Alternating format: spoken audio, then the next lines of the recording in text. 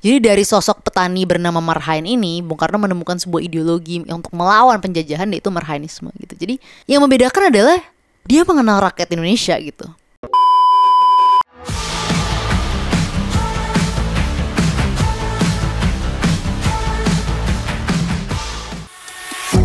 Belajar adil sejak dalam pikiran, bersama Samara Amani, di Sama Dengan.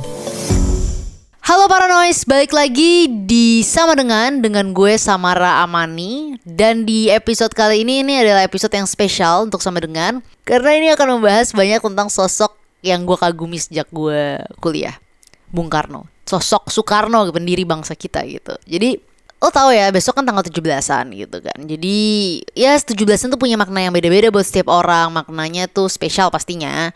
Tapi kalau buat gue sendiri, entah kenapa setiap hari-hari penting untuk Indonesia, apalagi hari kemerdekaan, gue tuh selalu mengingat sosok Bung Karno gitu. Jadi gue pengen mendedikasikan episode spesial 17-an ini untuk membahas tentang sosok Bung Karno. Kalau tadi kita denger ya Bung Karno ngomong katanya,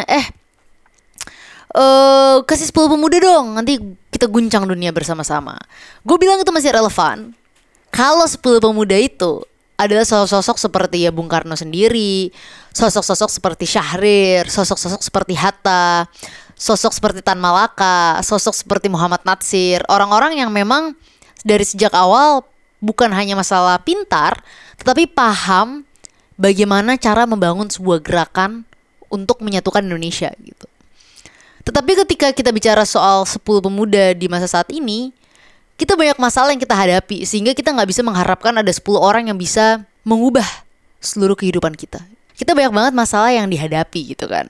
Kayak sekarang anak-anak muda kita banyak yang mengalami pengangguran, banyak anak-anak muda kita itu yang kayak ya susah mendapatkan akses pendidikan, baik dari anak-anak muda kita tuh yang hidup dalam ketidakpastian, misalnya pun kalau bekerja pun masih dalam ketidakpastian, ya apalagi kalau misalnya dalam situasi ekonomi yang gak baik gitu. Jadi kita gak bisa mengharapkan 10 orang pemuda mengguncang dunia atau mengubah dunia ketika mereka belum selesai dengan diri mereka sendiri. Kalau misalnya bicara Bung Karno itu tuh banyak banget orang tuh punya pendapat soal Bung Karno, punya ya bisa gue bilang stigma-stigma lah ya tentang Bung Karno gitu. Dan yang lucu itu adalah stigma nomor satu, gue yakin nih, kalian semua ketika menulis nama Soekarno, mayoritas kalian pasti menulisnya Soekarno, bener kan? Tetapi Bung Karno sendiri tuh selalu bilang bahwa penulisan namanya yang benar itu SU, Soekarno. Kenapa? Ya Soekarno tuh emang model penulisan gaya lama ya. Tetapi dari dulu dia maunya namanya ditulis Soekarno karena itu adalah arti dari nama Jawa gitu. Su itu berarti paling dan Karno artinya pahlawan. Jadi pahlawan yang paling baik gitu. Jadi kalau sampai sekarang masih ada yang nulis nama Soekarno, segera ganti jadi Soekarno. Bung Karno tuh kayak sering banget dianggap macam-macam tuh. Bagi orang-orang yang menganggap beliau sebagai seorang pahlawan yang luar biasa, sebagai seorang pendiri bangsa yang luar biasa, dia dibilang kayak pemimpin banget, wibawa, pemersatu, atau yang sering kali kita dengar adalah penyambung lidah rakyat gitu kan. Itu stigma-stigma positif yang sering kali kita dengar tentang Bung Karno gitu kan ya. Pemikir, orang yang dekat dengan wong cilik, dengan rakyat gitu. Tapi kalau buat gue sendiri, stigma-stigma yang melekat tentang Bung Karno itu justru yang membuat Bung Karno itu adalah sosok yang lekang. Ketika kita bicara soal sosok yang gak diperdebatkan, ya dia juga jadi tidak lekang oleh waktu gitu. Ngerti gak sih? Bayangin kalau misalnya semua orang menganggap satu sosok positif semuanya. Ya udah, apalagi yang mau lo perdebatkan gitu, apalagi yang mau lo bahas, apalagi yang mau lo analisa. Karena semua orang udah satu perahu, semua orang udah sama-sama setuju orang ini begini gitu. Tapi ketika kita bicara Bung Karno nih, kita hadirkan orang lain aja di sini, gue yakin di sebelah gue nih ya, kosong nih misalnya, sebuah hantu dari masa lalu atau hantu dari masa depan gitu. Gue yakin mereka punya pendapat yang belum tentu sama gue tentang Bung Karno. Jadi dia adalah sosok yang terus dikontestasikan nih, diperdebatkan terus gitu. Kayak, ini orang tuh oke apa enggak sih di masanya? Apalagi ketika kita bicara soal Bung Karno, itu tuh jauh banget gitu. Bung Karno tuh kan lahir di masa yang jauh dengan kita nih, apalagi yang Gen Z sama milenial gitu. Jadi ya kayak kita gak bisa betul-betul tahu. Yang kita tahu soal Bung Karno itu kan baca-baca dari buku-buku sejarah juga kan. Dan itu juga yang memulai orang kayak gue misalnya jadi pendukung Bung Karno gitu.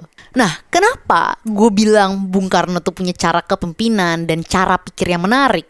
Karena kita tahu ada satu konsep yang diciptakan oleh Bung Karno yang disebut dengan marhainisme gitu ya. Marhainisme itu adalah sesuatu yang mengatakan kayak pokoknya bahasa bakunya adalah menentang sebuah penindasan bangsa terhadap bangsa lain, menentang penjajahan. Tetapi Bung Karno menggunakan marhain ini sebagai basisnya itu adalah petani yang memang cocok dengan orang-orang Indonesia yang agrikultural kan. Tapi lo tau gak gimana ceritanya namanya marhainisme? Jadi Bung Karno cerita pada satu masa dia lagi bersepeda di Bogor gitu. Terus dia melihat seorang petani di sawah. Dan ketika dia melihat seorang petani di sawah itu, dia mendekati petani itu. Kalau gak salah dia bilang petani itu dalam keadaan malang, petani itu dalam keadaan susah, dan dia bekerja keras. Tetapi misalnya kerja kerasnya itu juga banyak diekstrak gitu dengan para penjajah gitu ketika itu Belanda.